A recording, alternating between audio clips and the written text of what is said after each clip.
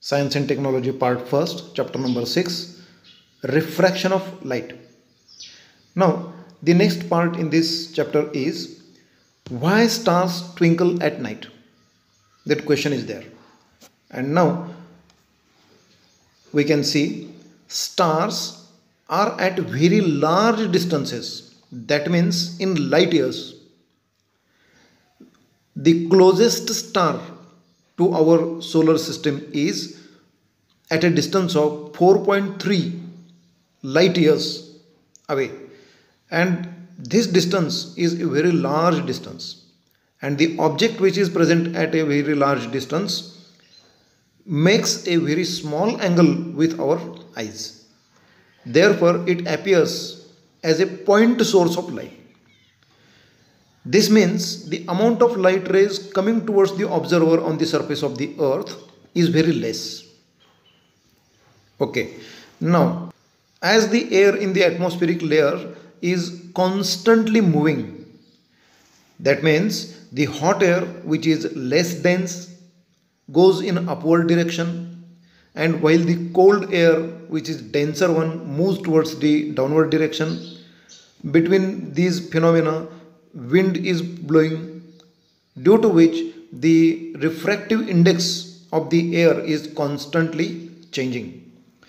Because of this, the light rays passing through the atmosphere change their direction, and therefore at the time when the more amount of light rays reach up to the eyes of the observer, the star appears brighter, and when the light rays which are reaching up to the observer's eyes become less, then it becomes less in brightness. Therefore the star appears twinkling. Now the next phenomenon is the apparent position of the star. What is the apparent position of the star? आभासी स्थिती आपण त्याला मराठीमध्ये म्हणूया. The density of air in the atmosphere goes on increasing from higher altitudes to lower altitudes. Okay. Therefore, the refractive index of air also goes increasing towards the surface of the earth as we move from top to down. When light from stars is entering into these layers of the atmosphere, then they enter into the denser medium from the rarer medium. Therefore the normal at that place is there like this, and to that normal the light rays bend towards the normal. Again here light rays bend towards the normal. Now as the observer is seeing these light rays like this, the projected light ray is coming from this place, but this is not the actual position, this is the apparent position. Okay, and therefore actual position of the star is like this, but apparent position is slightly elevated from the real position. This is the phenomenon. Okay, that means when sun is rising, at that time actually it is not the original place, but it is observed at the apparent position. Now next is the dispersion of light. Sir Isaac Newton for the first time passed the white sunlight through a triangular glass prism like this, and then got the bands of 7 different colors like this: violet, indigo, blue, green, yellow, orange, red, like this. And this band of 7 colors is also called as the spectrum of light, and this spectrum of light is of the sunlight. Therefore it is also called as the spectrum of sunlight, ज्याला मराठीमध्ये आपण वर्णपट असं म्हणूया. असा वर्णपट मिळतो, आणि हा 7 रंगांचा वर्णपट जो आहे तो आपल्या सूर्यापासूनच मिळतो. Here you can observe the violet light ray is bent to the most, and red color bends least, and other light rays are bending in between these two. Okay, this is the phenomenon of dispersion of light. Now, the next part is partial and total internal reflection. When light enters into the rarer medium from the denser medium, here consider inverted condition is there. Light is coming from this denser medium, that is here water is shown, and here there is the air. Light is coming from denser medium and entering into the rarer medium. Now it gets partially reflected here, this light ray.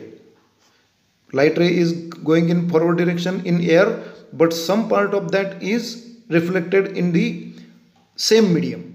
Okay. Now, this is called as the partial internal reflection. A part of light ray comes outside the medium, but part of the light ray gets reflected back into the same medium. Therefore, it is called as partial internal reflection. And the rest of the light ray gets refracted into the rarer medium. Okay. If light ray is going from denser medium to rarer medium, it goes away from the normal. Okay. That means angle I is smaller than angle R. Angle R is greater, which is made with the normal at that place. If I is increased, suppose I is increased here, if we increase the I, then R also increases according to the Snell's law.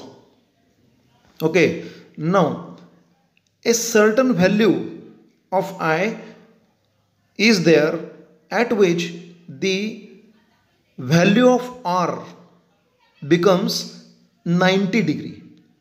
That means the light ray passes along the surface of the denser medium.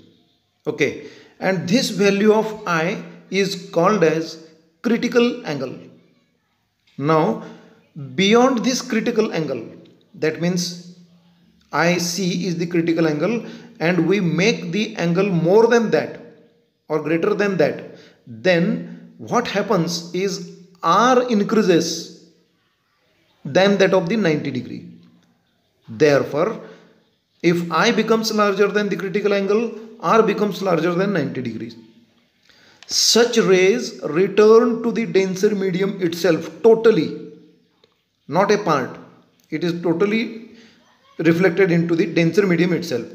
This phenomenon is called as total internal reflection. And then now next part is the formation of rainbow.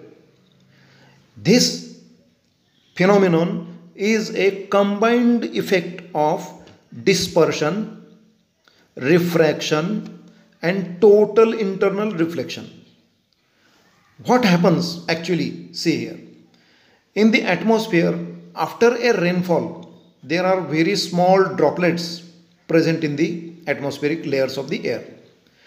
And in that droplets, the light ray enters like this. That means behind of the observer, light rays get entry into the droplets.